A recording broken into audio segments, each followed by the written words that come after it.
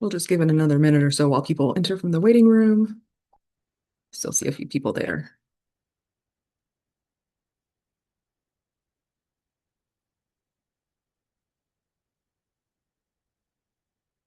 All right. Well, welcome everyone. Thank you for joining us today on our webinar. Welcome to the Circular Bioeconomy Systems Institute Member Hour series. I am Alicia Modenbach, and I am joined today by my co-host, Anurag Mandalika. The Circular Bioeconomy Systems Institute, or CBSI, is dedicated to transforming our traditional take, make, use, dispose linear economy into a sustainable circular bioeconomy. Our goal is to promote systems that regenerate natural resources, reduce waste, and minimize environmental impact. Before we begin today, we have a few updates and ground rules to share. CBSI is on LinkedIn. Please follow the Circular Bioeconomy Systems Institute group to stay updated on our latest activities, discussions, and webinar announcements. I will drop the link to the group into that chat, and we would love to see you join the conversation there as well.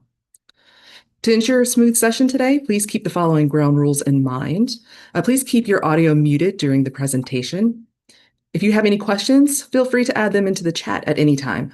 We will also have a dedicated Q&A segment later for verbal questions. And finally, this webinar is being recorded and will be available for later viewing on the ASABE and CBSI websites. Now, I'll hand it over to my co-host, Anurag, to introduce today's featured panelists. Thank you so much, Alicia, and good morning, good afternoon to everyone that's here. My name is Anurag Mandalika. I'm an assistant professor of research at the Center for Energy Studies at LSU. And for today's panel, think of this kind of more of a continuation of the first webinar where we heard from an expert, Dr. Devadas, talking about his research on impacts of U.S. trade policy. So with that in mind, I am deeply honored to introduce our current panelists for this particular webinar. First off, we have Dr. Matthew Gammans, who's an assistant professor in the Department of Agribusiness and Applied Economics at North Dakota State University. He holds a joint research and extension appointment and serves as assistant director of the Center for Agricultural Policy and Trade Studies. Dr. Gammans' research examines how policy, markets, and weather shape agricultural production decisions. His extension program translates federal and state policy developments into practical decision support for producers, agribusiness, and policymakers. Prior to joining NDSU, he worked as an economist at Isometric, a carbon credit registry, and previously served on the faculty at Michigan State University. Matthew received a BS in Biosystems Engineering from Michigan State University and a PhD in Agricultural and Resource Economics from the University of California, Davis. Welcome, Matt. Or Matt Gammans, because we have a second Matt on this panel as well. We have Matthew Herman, who's the Chief Officer of Demand and Advocacy of the Iowa Soybean Association. Matt works to enhance the profitability and sustainability of soybean farming by connecting policymakers, industry leaders, and researchers. With experience at Renewable Energy Group, which is now Chevron, BIO, and Clean Fuels Alliance America, Matt is a seasoned advocate for bioenergy and agricultural policy. Matt holds a degree in policy and bioenergy from Iowa State University. Welcome, Matt Herman. And last but not least, we have William Aderholdt, who's a co-founder and the executive director of Grand Farm, a nonprofit organization energizing and guiding an innovation ecosystem to solve challenges in agriculture. Dr. Aderholdt joined Grand Farm in 2019 as it was getting started and was the first hire of the initiative. He helped develop and establish the strategic vision and programs that he now has the opportunity to lead through the immense effort of an extremely talented team. Grand Farm, which is providing a fresh approach to innovative ecosystems, is now the national program manager of the USDA National Agriculture Proving Ground. So congratulations to Grand Farm. William is an expert and thought leader on innovation, building how collaboration, competition, and collision work in chorus to inevitably lead to solutions to the world's largest challenges. William earned his PhD and master's in education and a BS in cell biology and neuroscience from Montana State University. So welcome all panelists. We're really happy to have you on board. And what I will do now is ask you to do a deeper dive into your industry, your everyday work, talk about your organizations a little bit. And while you do that, I'm going to pull up a slide deck to cycle through as you guys talk. So we'll start with Dr. Gammans. Sure. Yeah. Happy to kind of give a brief introduction. There's a lot in there. I feel bad for making you read all the ad copy, but yeah. So I've been at North Dakota State for a little more than a year now, and my work really on the research side involves kind of getting big data sets of yields, acreage, kind of combining data sets on insurance, kind of what insurance products farmers are selecting, using satellite data to understand kind of what they're growing.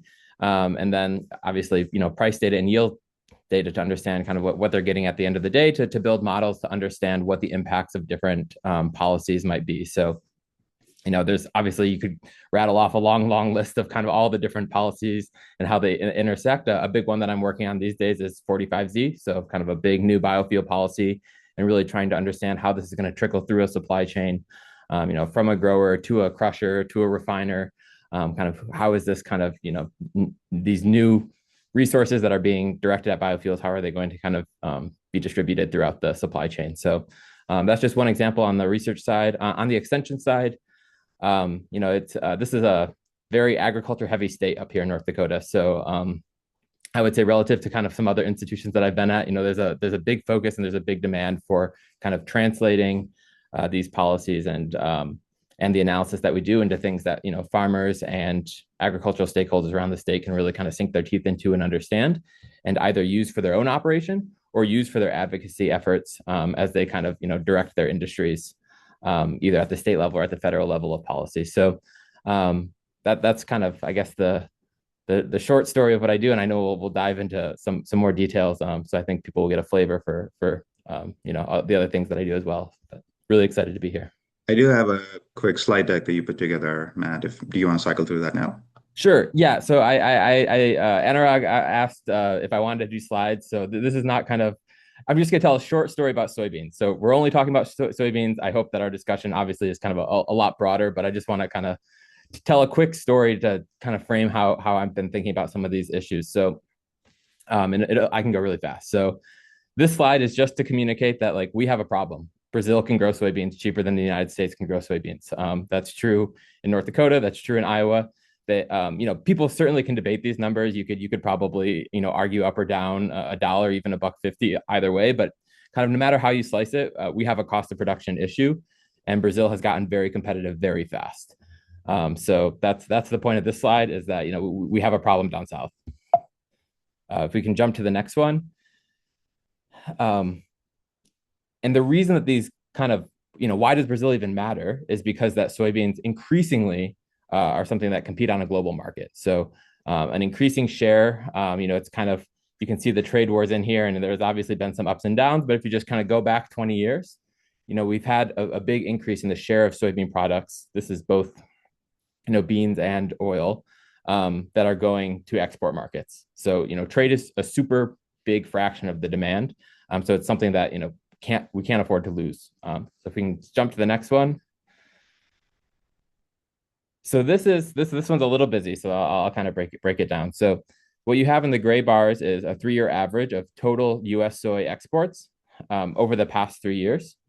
And you can see that it's highly seasonal, which makes sense, right? We were doing most of our exporting during the harvest season and shortly thereafter. The green line is last year. And so I think contrary to kind of maybe some of the impression that people got, it's not that there was no soy exports, right? It's not that they disappeared entirely. It's that if you see, especially in this key window, this key kind of harvest time window, we were below where we typically are. And that's really some of the issues with China. So if I showed a graph of just China, it would look like soy exports kind of fell off a cliff and we're at zero during that super important period, caused a lot of storage problems, especially up here where people are used to, shipping their soybeans west to get them on a boat. But so trade is super important, and even these kind of small decreases below the historical average, can have a big impact on prices, and especially for certain producers who are more reliant on those trades. So things look better, so far in 2026, right? We're kind of at or in some cases above the 3-year average. But it'll be interesting to see kind of what happens as we get into this key period again this fall, where we're so reliant on some of those trade opportunities. So this slide is just to kind of, I guess, frame that, we still have trade. Trade isn't gone away. I kind of hate when people act like, we're done with trade. We're not done with trade. We've still been doing trade. But even these small shocks can have a really big impact. So now this is my kind of jarring transition, I think is coming next, if I remember my order right. So if we can jump to the next one. So this is about we're at a circular bioeconomy hour, right? So we're going to talk about carbon, and we're going to talk about biofuels. And these are, really, connected. We have all of kind of like what get called like voluntary carbon markets. Happy to talk about that, in a bit. And when we think about just kind of in policy, we kind of have the cap and trade. This is something like a low carbon fuel standard in California. We're going to set some goals. We're going to have a market where people pay for the carbon intensity of their product, and kind of the prices sort themselves out. Or we have a program like a 45Z tax incentive where we say, this is a characteristic we want in our fuel. We're going to pay you directly if you can meet it. So I've listed kind of, I think, the big ones in terms of US biofuel policy over on the right-hand side. Happy to talk more about those in the discussion. But the point that I always want to make when I give a talk like this is, these are markets, right? These especially something like the California low carbon fuel standard, these are markets. So if it's cheap to provide low carbon fuels, or if you have, fuels being imported that, may or may not be as low carbon as they're being sold, that's going to drive the price down, right? If you have cheap supply, that drives the price down. If the threshold is really stringent, if you have a lot of demand, that's going to drive the price up, right? So I would just kind of encourage people to think about these in the same lens that they think about really any sort of market, even though they have, certainly some sort of kind of interesting and unique characteristics. So, and I think my last slide, I can wrap up on here. So here, this is kind of connecting the pieces, right? So we have this cost of production problem. We know that trade is super important. Is there an opportunity to kind of drive a wedge so that U.S. farmers can kind of receive a price that essentially is higher than what Brazil's cost of production is? And I think that biofuel policy is one potential avenue there. And this kind of graph illustrates why. So this is soybean oil. So this is an input into a lot of biofuels. And we see kind of at a lot of places on here, Argentina and the US and Brazil, we're all moving together. And that makes a lot of sense from an economist standpoint. There really should only be one price out there typically. But we see these, key portions, and these kind of overlap with some key periods of new innovation in U.S. biofuel policy, whether it's the 45Z or some of the new renewable fuel standard announcements that were made 2 weeks ago, where the price for U.S. products kind of comes up. And then we have this wedge where U.S. farmers are able to potentially, well, I shouldn't say farmers, U.S. soybean oil producers are able to get a premium, and kind of does that trickle through to the farm and create an opportunity. So I think I took a little longer than I should have. Sorry about that, but this is just kind of a story I wanted to throw out there, and hopefully other folks can find it interesting and a springboard for more discussions. No, that was great. Thanks for all the background research. Next, I would like to invite Matt Herman to share a little bit about his day-to-day, talk a little bit about Iowa Soybean Association. Take it away, Matt. Well, the other map set me up pretty nicely there, so that'll make this transition really nice and easy. So, like was said, my name is Matt Herman. I'm at the Iowa Soybean Association. I get to wear a handful of hats, depending on the day. So, part of my day, I get to oversee what the checkoff would call their demand portfolio. So those of you who aren't familiar with the concept in ag of what is the checkoff, it's essentially, for lack of a better term, a tax or a fee that's put on the first sale of many commodities. It's collected at the state level, and then those funds are reinvested back in that commodity for things like research and development, promotion, new demand. The one key thing we can't do with those checkoff dollars is lobby. We can't do active public policy with those, but I will talk about that in a second. So putting the demand hat on, things that we're really focused on and at Iowa, at our association, are of course biofuels. We're the #1 soybean crush state. So we produce, we're the second largest producer of soybeans, about 11 or 12% of supply. And then we're crushing roughly 85% of those soybeans here domestically. Of all that soybean meal and oil that we produce here, we export quite a bit of it out of the state. Even though we're a huge animal ag and livestock state, we still can't consume all the soybean meal that we produce. And so I think that's a key aspect of this conversation, especially as it relates to oil seeds, but in biofuels in general. As we convert more of the sugar or more of the oil to biofuel, it's likely that we're going to increasingly put more and more protein meal on the market that's going to need to find a home. And that protein meal supply is increasing faster than the domestic demand for it. So exports, as Matt said, aren't going away. If anything, what we might see, and what we have seen is we're exporting far more soybean meal than we ever have before, and that's actually, in my opinion, one of the things that's keeping the ship right now and not keeping us upside down. Another part of my job I mentioned is the policy side. So we can't use these checkoff dollars for that, but we do have other sources of industry dollars, farmer memberships, or even some of these organizations like myself own private businesses that generate revenue for us to engage on policy. And as Matt kind of beautifully laid out there, and I gave this presentation earlier this week, you cannot have a discussion about lipid-based biofuels absent of policy. This whole market, that's kind of the gauntlet I would throw down. This entire lipid-based biofuel market is entirely dependent on policy. And I do think it's a little bit different than the traditional corn ethanol business. And then kind of the last thing that I do with my background in biofuels is I run a multi-state research initiative among Iowa, other state soybean associations, our national lobby partner, American Soybean Association, and a national checkoff. And really what that project is focused on is crop-based biofuels. And I don't know how much we'll get into this, but I would say, this is my opinion, I'll couch it as that in the last few years, crop-based biofuels have taken it a little bit on the chin in the United States. This market was largely, again, in my opinion, was stood up. If you look at the goals of the RFS, there was three, and two of them were energy security and value-added agriculture.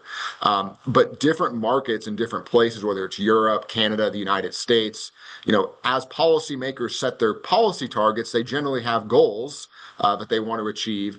And increasingly, those are carbon-based.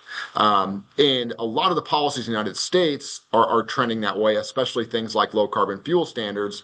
But I would argue that many of the environmental methods, the life cycle assessment methods and analysis that's been used to underpin these policies that are active today are still rooted in some of the research and decisions that we made almost like in 2007 and 2010.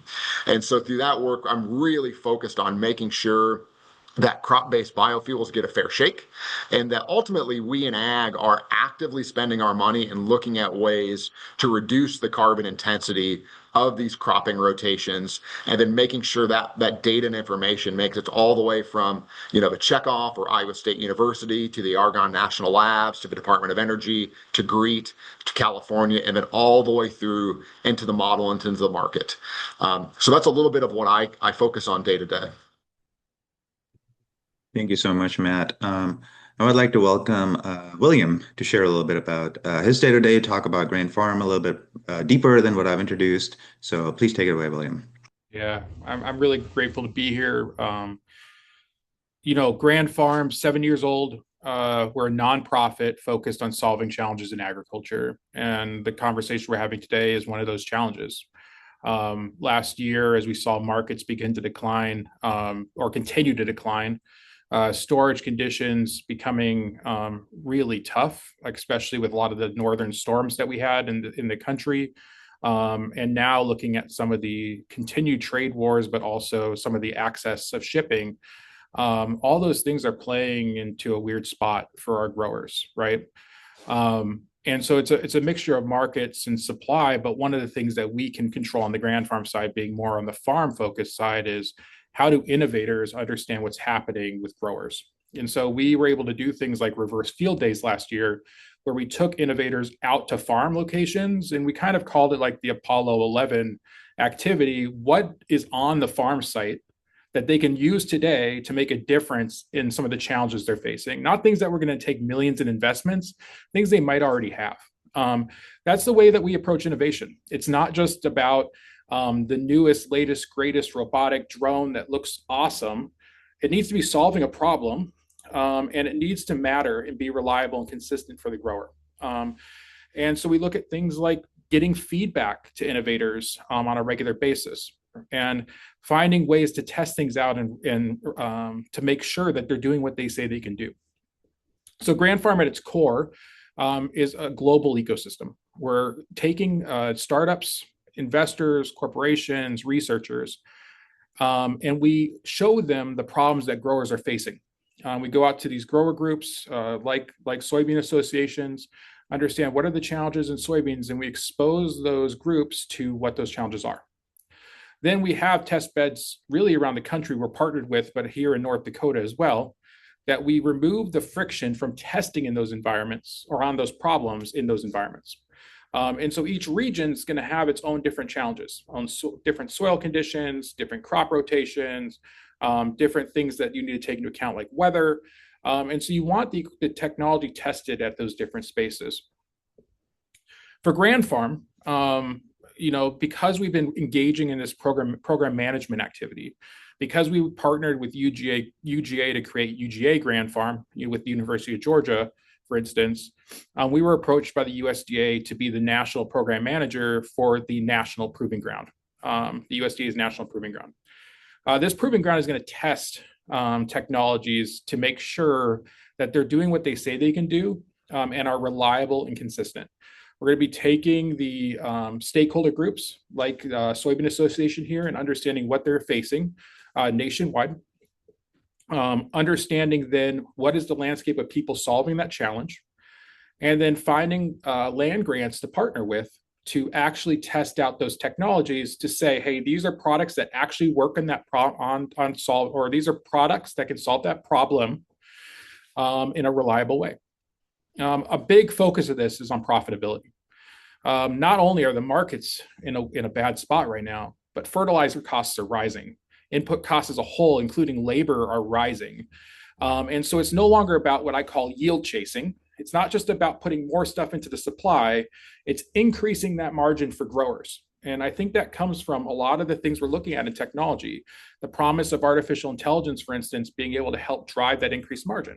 I think these other incentive programs that are being discussed today are other ways to further create value-added agriculture opportunities to increase that margin. And so that's what we're excited about. If you're interested in learning more, I talk daily on LinkedIn and form up discussions that I encourage people to get engaged with. I'm not always right, but I want to make sure that people are having these discussions on a regular basis. I think that's the perfect way to encapsulate what we're talking here today. So thank you all once again. So our first question is going to be directed to Matt Gammans. So I really appreciate everything you shared and touched on carbon markets a little bit. So I guess diving right into the meat of things, given your expertise in carbon markets, as trade volatility seems like it's squeezing some of these margins, which William just talked about, do you think carbon-related payments can realistically serve as a significant secondary revenue stream for your average producer?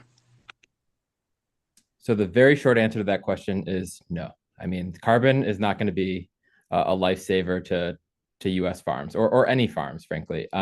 So the very short answer is no. I think a slightly longer answer is we want to kind of think about these as falling into, at least two buckets. Maybe people could argue for more, but I really think a lot of this, as Matt put really nicely, is going to be channeled through biofuel markets, and carbon has been something that has been a key component of biofuel policy broadly, and I would agree it's an increasing large share of kind of the motivation that we hear for a lot of these biofuel policies. So I think to the extent that biofuels as kind of a new source of demand for these products is driven by carbon intensity scoring and kind of having these nice characteristics around carbon that people want, whether those people are policymakers or demand side, I think that can kind of create at least a floor for prices for certain commodities. And again, I think what's really important is that a biofuel policy in the U.S. can just say that we want to kind of prioritize U.S. commodities. People can discuss whether that's fair, whether that's right, but it's something that the policymaker can do. And so there's this avenue to create a wedge, to create these price premiums that are available to U.S. growers, but perhaps not, to other growers. So from a U.S. competitiveness standpoint, I think carbon is part of the story on the biofuel side. That's really important. Obviously, we also have seen kind of through the voluntary market, payments for cover cropping. These are not a new idea. I mean, the USDA has been doing this forever through the EQIP and CSP programs, but we've seen increasing kind of private market interest in that. But if you actually kind of go in and dig into the data, at least the estimates that are available, this is a very small share of farms that are participating. I mean, a lot of advertisements about it, but not a lot of actual farms receiving substantial payments. So I think there will be kind of a place for that for farmers in kind of certain settings where these practices really make sense, and they can kind of do the monitoring and reporting at low cost to themselves. But yeah, I think biofuel markets is where a lot of this is going to be channeled through. That's super helpful. Thank you, Matt. And Matt Herman, I saw that you unmuted briefly. Did you have something that you wanted to add to that? Uh, yeah, I'd add a little bit to that, which is I completely agree with Matt that, even if you just do some rough math and think about it, if a farmer's getting paid $30 an acre, $50 an acre, and they're running 1,000-acre farm, is $30,000 or $50,000 of additional revenue in a multi-million-dollar business going to be the thing that saves you or kind of makes you go on to next year? Probably not.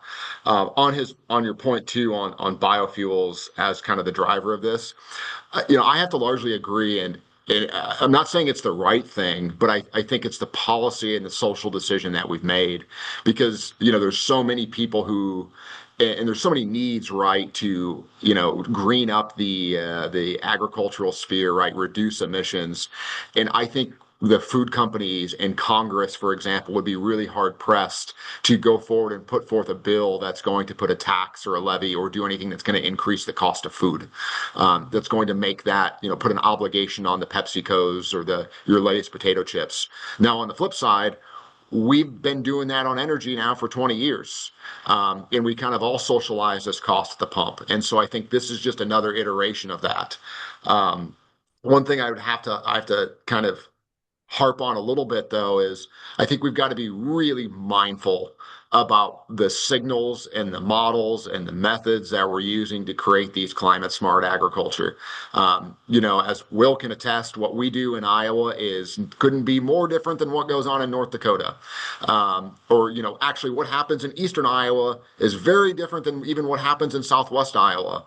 And just my opinion again is looking at things like 45Z. I've been a huge proponent of this tax credit, but the more that I dig into frankly the climate smart ag piece of it for soybeans, I'm getting more and more nervous that it's actually not quite the way to go. And part of it is the underlying models, but part of it is also just the LCA methodology that they've applied. And we have a group internally within our own organization called the Soil and Water Outcomes Fund, that runs conservation on about 1.2 million acres and sells those outcomes to the private market, the food markets.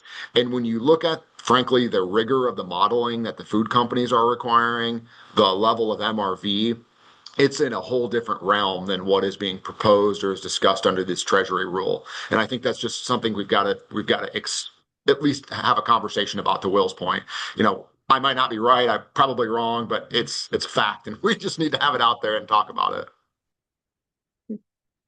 Yeah, and Matt Herman, so I have a question that I'm going to direct to you, but I'll also invite William and Matt Gammans to jump in if they have any insight on this as well. But in your work with growers, can you share some of what their perspectives are in terms of some of these short-term pains for long-term gain? Do they have are you hearing any sort of specific perspectives from producers?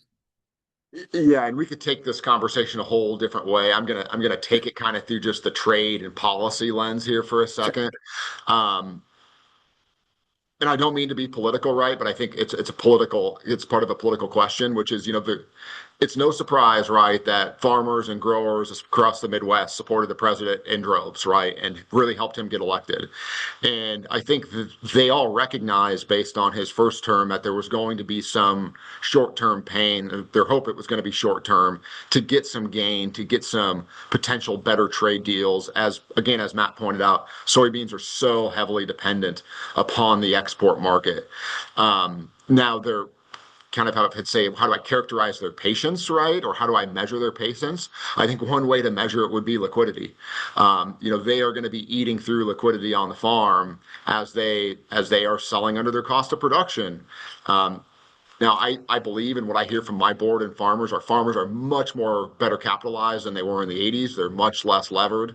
But there will be pain, and that level of leverage is not uniform, right? There are people who I heard somebody from Farm Credit say, if you went out and you happened to buy some big new green machinery, in the last few years, or red machinery when prices were really, really good, and you have that now on your balance sheet, you're probably going to have problems in this new upcoming economic environment. Now, if you have a lower level of debt, you might be in a better position to weather this storm.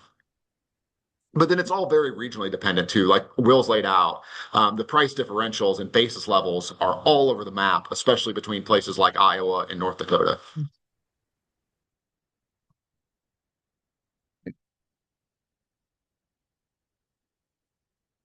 William or Matt, do you have anything that you would like to add, or should we jump to the next question? Yeah, I pretty much agree. I mean, that people have a lot of patience until they run out of liquidity, and then they have no patience, right? So it's a very binary thing at the farm level, right? You can flex things a lot. You can set up your forward contracts in ways that make sense for your operation, but at the end of the day, when you have to repay the loan, you have a cash flow problem. Yeah. So, sorry. To build on some of these things that Matt was talking about, I think this is also a challenge in terms of what options farmers have in terms of bringing solutions on the farm. And it's not just about buying the newest and greatest ag tech, but when you're locked into a specific cropping cycle or rotation, you're not getting a lot of levers to pull to change and create some sort of diversification and resiliency if you don't have the ability to pull, like if you're already over leveraged on debt. I mean, the challenge is that this market downturn has been going on for a while, and then it's amplified by the tariffs, and it's amplified by the trade war. Or not the trade war, but really the Brazilian competition is a big one. It's all just amplifying it all. And yes, we have more mechanisms now than in the 80s, but we're seeing a lot of signals. And as a sociologist, those signals, that are beginning to show is we've had a pretty significant increase in farm rate suicides. And figuring out how we can continue to support the rural communities and growers goes beyond like what I do on ag tech, but recognizing that this is a very difficult time and people are trying to understand what options they have available to them today. Last year, it wasn't just soybeans or corn that were under cost of production. I think this was one of the first times in history that sugar beets up in the north went way under cost of production. One of the farmers that I was talking to sold his beets for $700 an acre, less than what he paid to produce them. And that's the first time he'd ever run into that. And so that's a significant amount of change in a very short amount of time. So I want to kind of touch into some of the nodes you mentioned, William, and direct this question to you. So going back to Grain Farm and its role, and now being asked to lead the National Proving Grounds Network, can you talk a little bit about what goes into ensuring, what's the thought process behind ensuring that ag tech is actually leading to that lower cost per bushel situation for farmers when they partake? You mentioned in your intro that you don't really want the latest and greatest technology if it can't function on the farm. So how is that all put together and organized? If you're a producer, how do you learn about this? How do you get into this? And how do you work with someone like yourself? Yeah, great question. I just spent some time earlier today thinking about that as well. In our first pain point reports, we do this regional pain point report at Grand Farm where we go out to these growers, hundreds, if not thousands, and we understand those challenges and we characterize them into a pretty substantial report. We do that by region to make sure that you're regionally encapsulating what the differences in problem sets are. As we look at one of the first pain point reports, the thing that came up and has continued to come up is when people are looking for solutions, they want them to be reliable and consistent. You have very short windows of operation that you have to operate within. We planted, I mean, we weren't doing our full planting. We planted alleyways last week to meet our timelines, and it snowed 10 inches later that week. And so, like, these are things that farmers are dealing with where now we've got a ton of moisture. We have to plant in 2 weeks to get all of our trials in. And we're probably going to have potentially a 2 to 3 day window. That's all we've had the last couple of days or years to get things in. Farmers face the exact same thing. And so things need to work when they need them, when they need them. And they need to be consistent in their ability to work.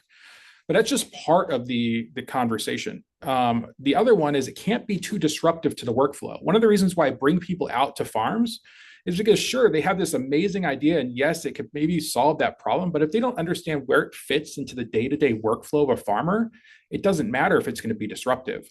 It's not going to matter if the farmer doesn't understand the technology or why it matters, because just the economic portion of this is not the whole story. We need to be able to articulate what are the different levers that it's fixing. I was talking to an innovator the other day about how they said that, yes, it was saving money on the farm, but it was increasing labor that was needed. And at a time that labor is very difficult to find. And so, yes, economically it makes sense, but there are so many other factors. And what I encourage innovators and researchers to do is really think about what story you're telling to farmers. And I want to emphasize that's a story you're telling to farmers and not investors. The other thing that we're dealing with right now is agriculture has moved into the technology sphere, which is heavy in the investment, growth-based investment. And startups are getting a lot of coaching on how to pitch their idea to investors. The story they need to be telling to farmers is completely different. The things that matter to farmers is completely different. They don't, getting out to 1,000 acres and have ARR of whatever, that's going to matter to an investor. A farmer wants to know and understand what's it going to actually do on the farm, how's it going to fit in, and is it going to work when they need it to work, and how is it going to work? So those are the things that we're constantly talking about. And I think that's central to the National Proving Ground as well, helping to tell that story in a way that farmers will understand and trust because it's transparent. That is very, very helpful to hear about. And just think about, I loved your comment about what you tell investors versus what you tell farmers, because they can be completely different perspectives of looking at the same thing. So I really appreciate that.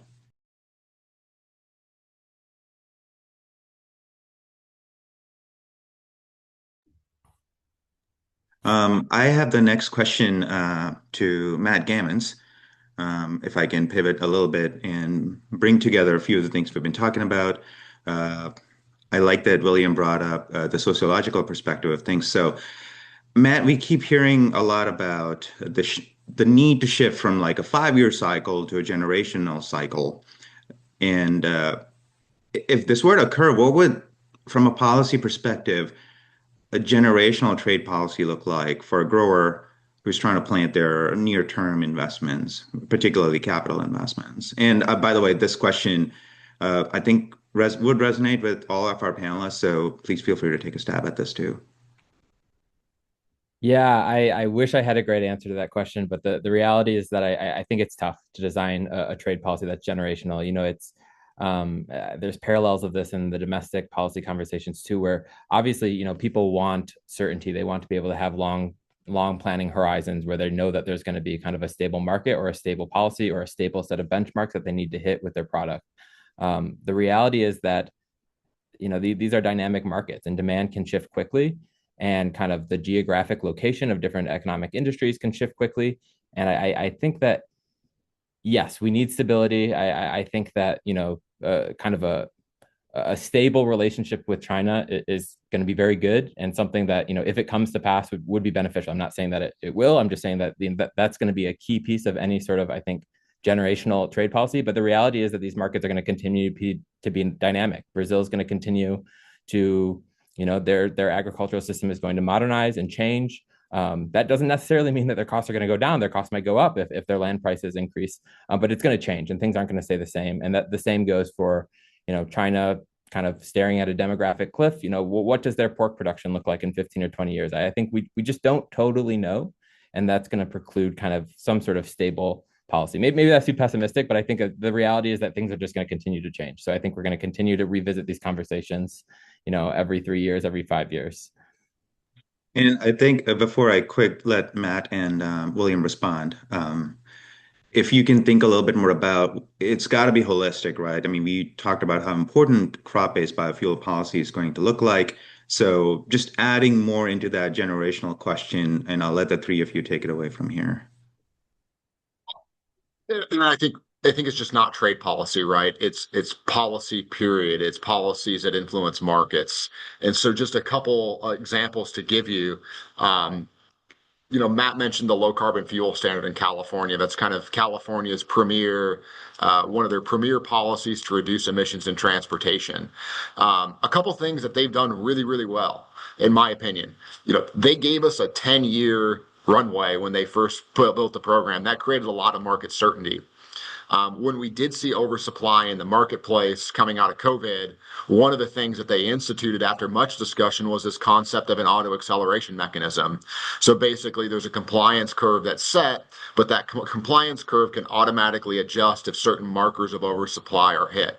That's great for the market, in my opinion, and it's great for investments in the production of biofuels, which ultimately I think we need more of it. And I'm not just speaking from the soybean lens. I'm thinking more holistically, right, of all of this stuff. We need more certainty because that's what's going to allow farmers to change a cropping rotation or bring in a new crop, is that they're going to have certainty. I have farmers tell me, Matt, I can grow anything. Just give me a market to cost effectively deliver it.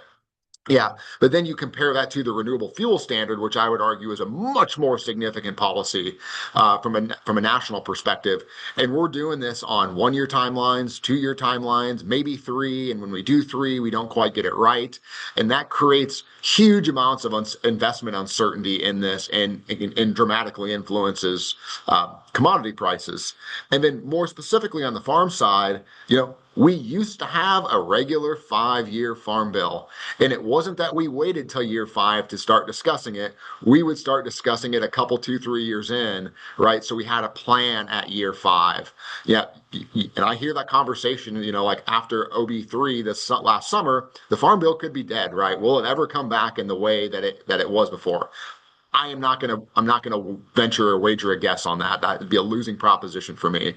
But then again, I look at our biggest competitor down in Brazil, like clockwork. Every year they're passing their ag bill, right? Because it is so important, and the politicians realize it's so important to the growth of that industry. And, not to get on a high horse or something, but I think as both here in the state of Iowa, I mean, I'm sitting in Des Moines, I can see the Capitol from where I'm at.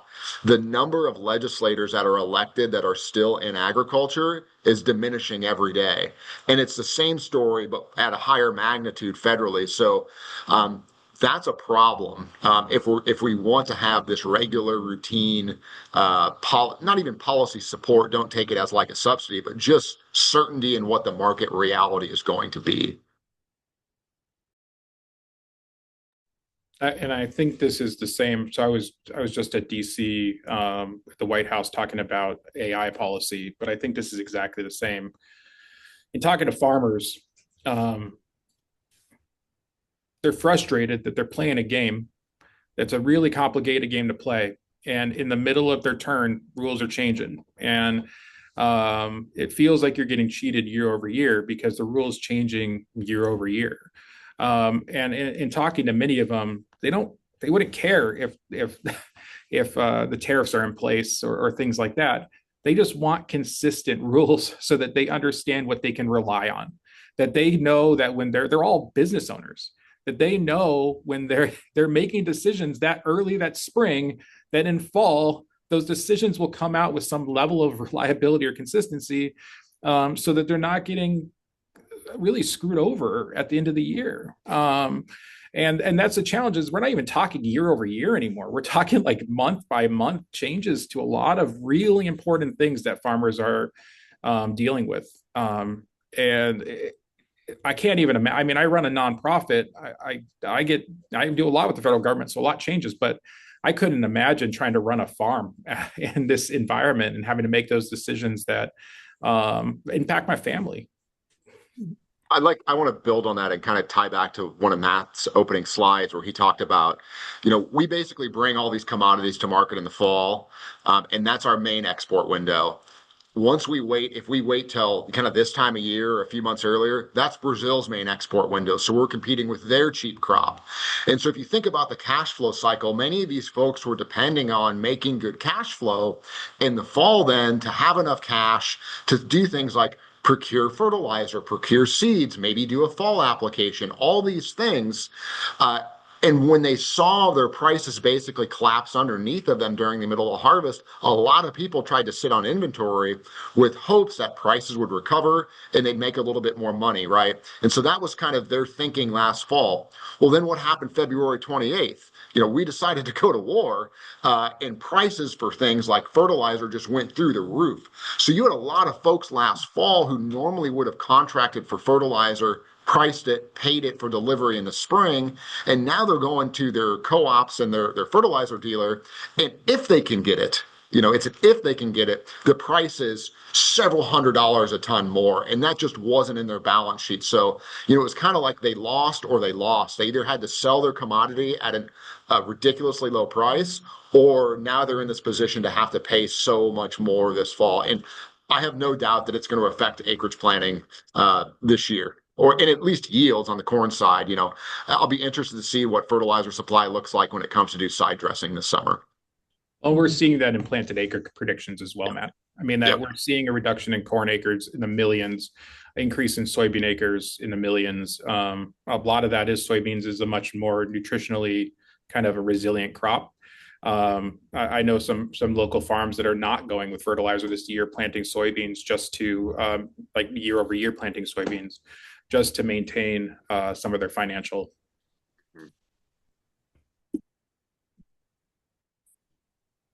Could I pick up a thread that it was a few minutes ago, but I think that there's something a point I want to make about kind of, or maybe a question I want to ask Matt Herman about the stability of these LCA models is something that I've really struggled with, both in my role here and previously kind of working for a carbon credit registry, because the science on those is always improving, and you can always find someone who has realized that they're kind of getting a short end of the stick because there's something that wasn't considered by the model, and kind of obviously wants to kind of improve the model in a way that's beneficial to them. At the same time, that kind of works against the idea of like a stable set of rules that are static and not changing. So I don't have a solution necessarily. I guess I wish kind of everyone involved in this debate would understand that we're like grappling with something that's just really hard. And that's certainly not to defend, especially with the LCFS. Some of those estimates are quite old and out of date, and I think they could do better. But it is a struggle, right? Because you want to have a clear set of rules. And, part of me is just like, fix the climate smart ag things, and then people will be able to react and do something at least. And then part of me is like, no, we really need to refine this and get this right. So I just kind of wanted to throw that out there. I think it's a very good point, and it's a little bit of both, right? Because I can't argue both ways. I can't say I want certainty, but then I also want change. One example, well, two examples. Here's an example of where data obviously needs to be changed. Like if you pull open GREET, the LCA model, and you look at the assumptions for N2O emissions from soybeans, and you look at the literature citation that Argonne National Lab has for that, it is one study in China in a greenhouse in 19 pots.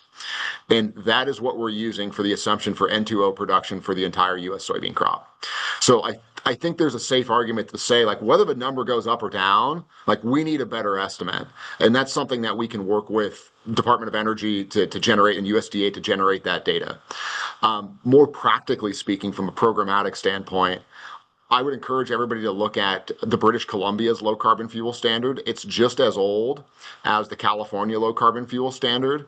And for a lot of reasons, I think even mainly politically, like they've been very open and transparent about this thing isn't a cathedral that can't be torn down, right? It needs to be added to and changed. And one example I would give you is, and sorry, this is in the LCA weeds for people who haven't really dug into this, but when they set up the co-product crediting methodology for things like biodiesel back in the day, they assumed that glycerin produced from the biodiesel plant was displacing petroleum glycerin, which made a heck of a lot of sense in 2009 because we didn't have a lot of bio-based glycerin on the market.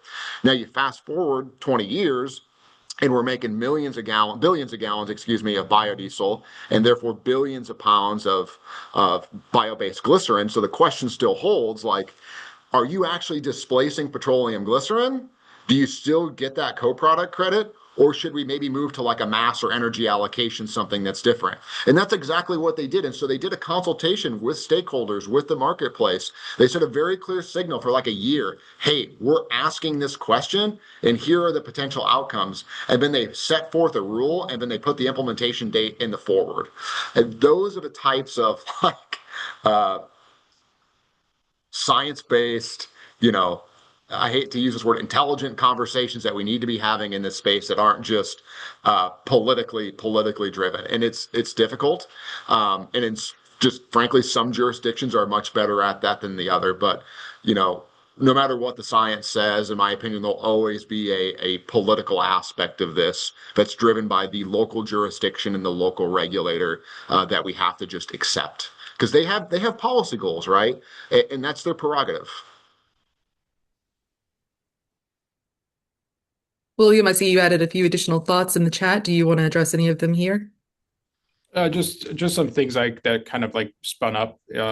Just remembering back to some of the conversation we were having. One of the unique challenges in soybeans that we saw in the storage conversations as well is that they don't do as well in storage conditions. And so also like prioritizing beans out first was a lot of the conversation, and that has not really panned out. Right, the markets didn't improve fast enough. We're in the fertilizer challenge, so it's not even just like you can store these and allow the market to settle.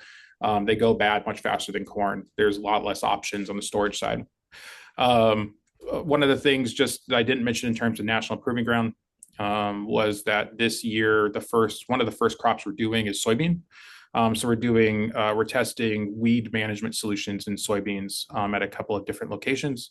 And so we're really excited about that. Herbicide-resistant weeds right now is one of the largest challenges that we're seeing across the United States. And so finding ways to manage weeds is a big thing that we're doing in that as well. And I think that will help with this profitability conversation. That is really important. Thanks. We are coming up on the top of the hour in just a few minutes, but I do want to invite any of our other audience members, if you have questions, feel free to type them into the chat or raise your hand and unmute if you are willing.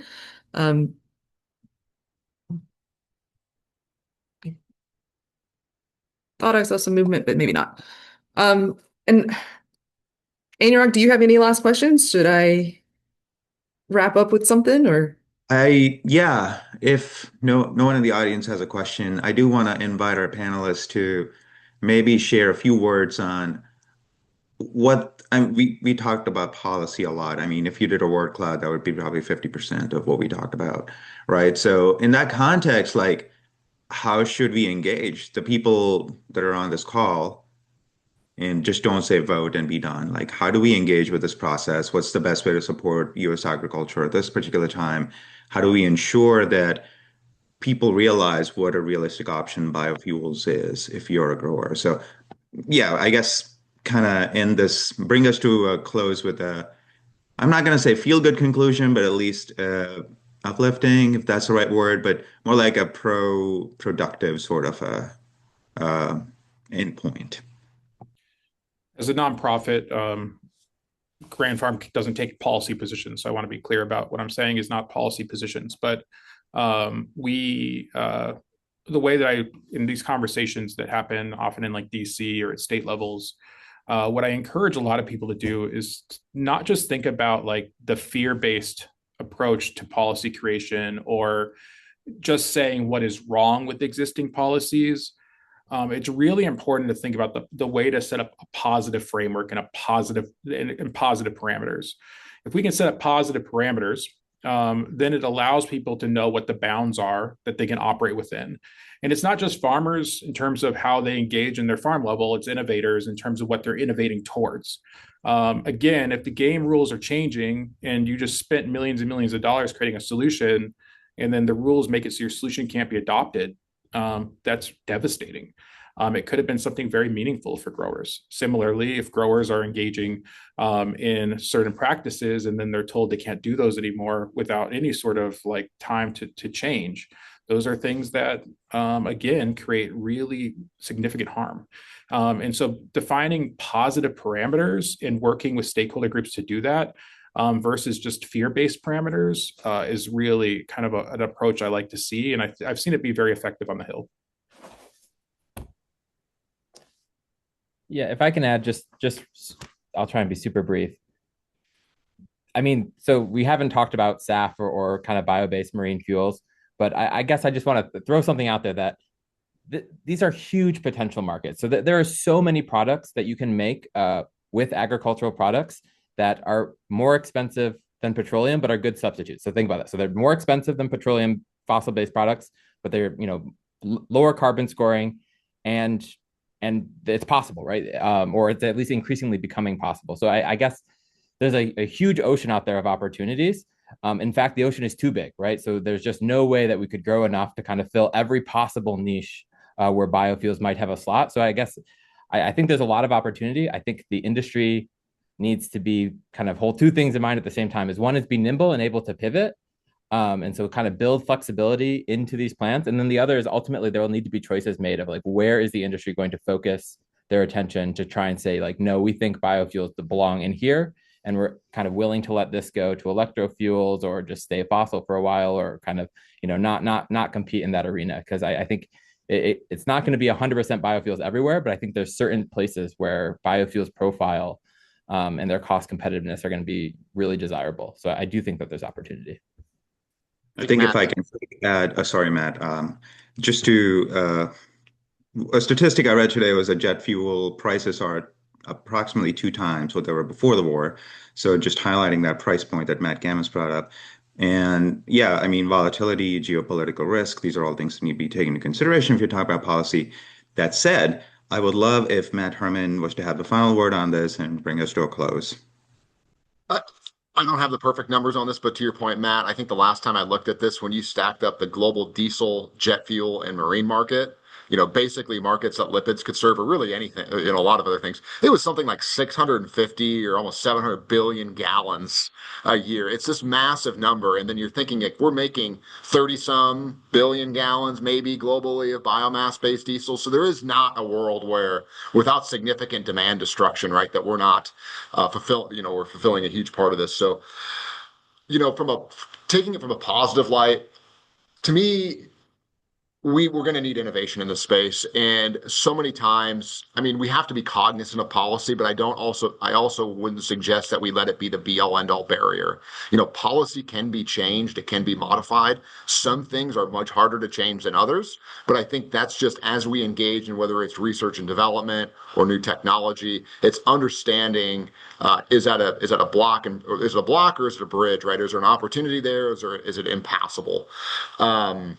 And then to kind of on Matt's point there on these different markets, my kind suggestion would be, to his point, our fuels are more expensive, right? And they will always be more expensive. And that doesn't, and while things, and I'm probably going to make some enemies here, while things like SAF are very shiny and very exciting, should we as a society right now in 2026 spend even more money to convert a fuel that can displace diesel or displace gasoline into SAF? Or should we just be looking at what is the cheapest way we can reduce the greatest amount of emissions, period? Because I think when we try to go for like the 2050 solution in 2026, I think we're going to find that we create more problems than we bargained for. So there's my controversial grenade I'll throw in there at the end. right at the end, just to wrap it up like that. Yep. This has been a fantastic conversation, and it's been really interesting to hear all of your different perspectives. And I really appreciate you taking time today to be part of this. So I want to thank you all for our speakers, for our audience, for your participation and engagement. Give another special thanks to our panelists, Matthew Gammans, William Aderholdt, and Matt Herman for their perspectives into ag and U.S. trade policies, and to the ASABE team for their support in making this member hour possible. So if you have an idea for a topic or a speaker you would like to see in a future session, please reach out to any member of the CBSI leadership team. We are excited to continue this series next month, so keep an eye on your email for registration details for our next session. If you would like to find additional resources and stay connected with us, we have a few that we'll mention here, and we'll also add links to them in the chat. If you would like to watch again, all sessions in the series will be available on YouTube. Access those videos by the ASABE website or search the ASABE's YouTube channel. To join us, mark your calendars for the 2026 ASABE Annual International Meeting in July. We'll be in Indianapolis, Indiana, with more CBSI-related discussions. And follow us, join the Circular Bioeconomy Systems Institute group on LinkedIn to stay up to date on all of our latest activities. So we thank you again for sharing your time with us today, and we look forward to seeing you all again next month. Thank you, Alicia, and thank you to all our panelists once again. Thanks so much. A lot of fun.